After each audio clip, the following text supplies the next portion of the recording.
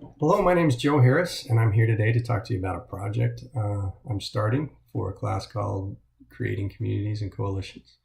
We're supposed to take a leadership role on a project where we actually build a community. And so, to give you a little context about what I'm trying to do, I want to tell you about a maritime tradition that I think we're probably all familiar with, and that's the notion that a captain is supposed to go down with their ship in the event of an emergency, right? If the ship is sinking, the captain is expected to go down with the ship rather than look after his or her own safety. And they're supposed to stay on the ship until every able-bodied person is able to get off. And if that doesn't happen, then the captain is expected to basically commit suicide and stay on the ship until it goes down, until he drowns or she drowns. And so, I think if I was a family member and I found out that a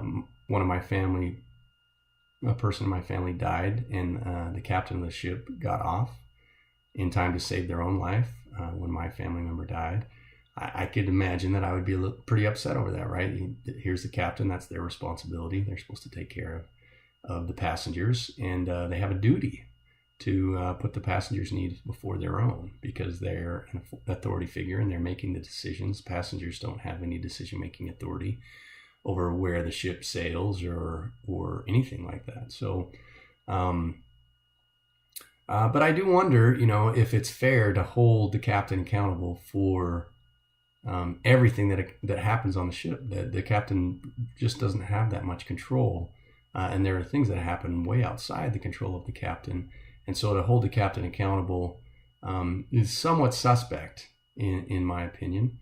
But if you take this kind of phenomenon, this idea that we have a right to hold leadership accountable for any mistakes that happen or any accidents that occur, and we take it out of the maritime environment where, the captain in that situation has a choice, right? They can consciously choose whether to get off the ship or whether to stay on the ship and go down with it. And there's a moment of choice, and that's up to the captain what they decide to do in that moment.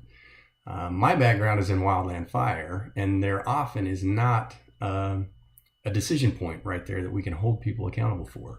Wildland fire events are extremely complex, and a lot can happen on an incident, a wildland fire incident, and the incident commander cannot be everywhere at once, and they cannot make decisions that will keep everybody safe. People are going to make their own decisions, and the world's incredibly complex. There's a lot of uncertainty in wildland fire, and to be able to pretend that we can hold somebody to a standard that, hey, if you don't bring everybody home at the end of the day, then you have a duty to pay a price, and that that price might be jail time, or that price might be punishment for criminal misconduct because you neglected your duties and you were negligent. In my humble opinion, that's not fair. That's not just.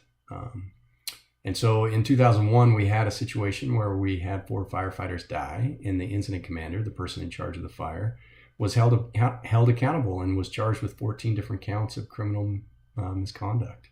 13 of those accounts were acquitted. He was found guilty for lying to the investigation team, and so he did do some probation for that. And then he was barred from fighting fire for the rest of his career. He is a cash manager now, but he cannot go out on the fire line. They will not certify him to do that. In 2003, we had the Kramer fire, where 2 more people died. And again, the incident commander was brought up on criminal charges. He was acquitted, but lost his job and can no longer work in wildland fire. In 2006, we had the Esperanza fire, where 5 more firefighters died.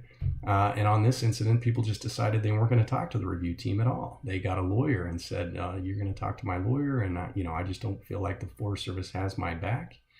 And so they just refused to talk. And so there was a community after that within the Forest Service that said, hey, we've got to look at accident investigations differently, because if we don't hear the stories of what happened, if we don't find out information, then our chances of learning from this event go way down, right? We're not going to learn if we don't have the information.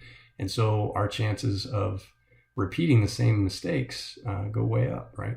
We didn't learn the first time because we didn't have access to their stories.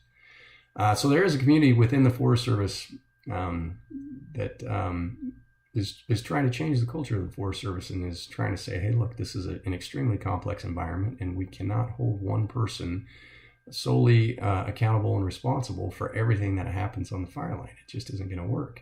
And what ended up happening is some of our really experienced incident commanders started refusing assignments. And so then the assignments started going to our less experienced incident commanders, which you can imagine is likely to have a detrimental effect on our accident record. And so this community already exists within the Forest Service that decided, hey, we need to take a more complex view and be less linear in the way we interpret the events of an accident. But what I hope to do with this class is build a community outside of the Forest Service within the public and look for opportunities within the public, because I think if we have a public voice that's advocating for us, that we have a better chance of constructing a just culture around wildland fire accident events and fatalities. There's one researcher, Sarah McCaffrey, who's done a lot of research on the relationship between fire managers and the public. So that's a place I want to start mining to help me to understand where I can go to build this community. Yeah, that's my topic for the class. Thank you for your time.